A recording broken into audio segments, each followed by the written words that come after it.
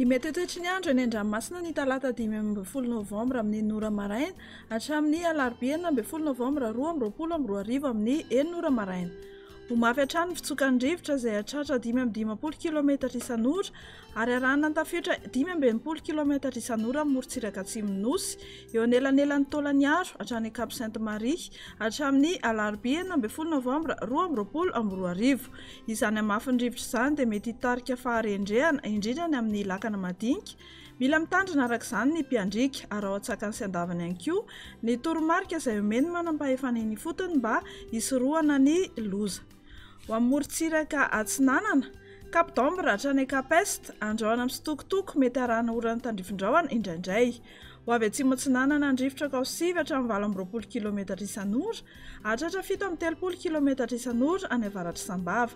Anonjabe ny ranomasina ary ny haavon'onja ray 1.3 hatramin'ny 1.9 metatra. Ho an'ny Cap Est hatrany Mahanoro andrahoana amin'ny sitokotoko mety arahana orana malefaka. Ho avy atsimo atsinanana na atsinanana ny rivotra Kaosivy hatramin'ny 9 km isan'ora hatratra 20 km isan'ora indraindray. Adimy mpanonja na anonjabe ny ranomasina ary ny haavon'onja dia manodidina 2 metatra ny avaratra Toamasina hatratra 1.3 hatramin'ny 1.5 metatra any Akafa. Ho amin'ny Mahanoro hatrany Taolan'ny Aro anorana tandrifin-drahona mahalana.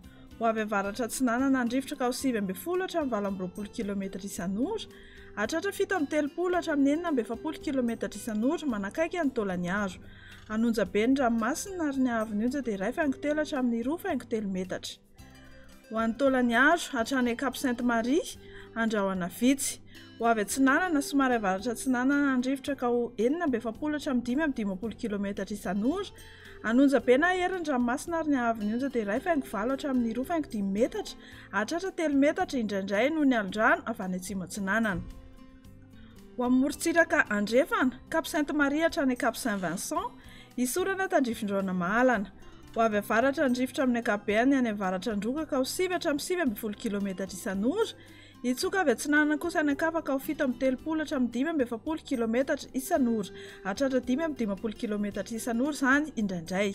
Anonjabe na herin'ny ranomasina ary ny haavon'onja dia 1.5 hatramin'ny 2 metatra hananika 2.9 hatramin'ny 3 metatra ny faritra atsimo noho ny alondrano avy any atsimo atsinanana. Ho an'ny Cap Saint-Vincent hatrany Cap Saint-André anoram-baratra indraindray.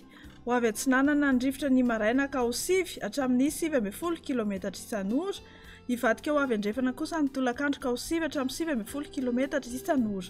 Adimy mpanonja ny ranomasina ary ny haavon'onja dia latsaky ny 1.1 metatra. Ho an'ny Cap Saint-André hatrany Analalava anorana tandrifin-drahona arahakotroka. Ho avy andrefana na avaratra andrefana ny rivotra ny maraina Kaosivy hatramin'ny 9 km isan'ora hatratra 20 km isan'ora indraindray. Ho tony ny ranomasina ary ny haavon'onja dia latsaky ny 8.5 metatra. Amarana antsika azy ary Analalava hatrany Cap d'Ambre anorana tandrifin-drahona ny voamaraina manomboka eo Analalava hatrany Nosy-Be ho maina kosa any Akafa. Ho avy atsinanana ny rivotra manakaiky ny tendrony avaratra Kaosivy 10 20 km isan'ora. Ho avy andrefana na avaratra andrefana kosa any Akafa Kaosivy hatramin'ny 9 km isan'ora. Ho tony na hadimy mpanonja ny ranomasina ary ny haavon'onja dia latsaky ny 8.7 metatra.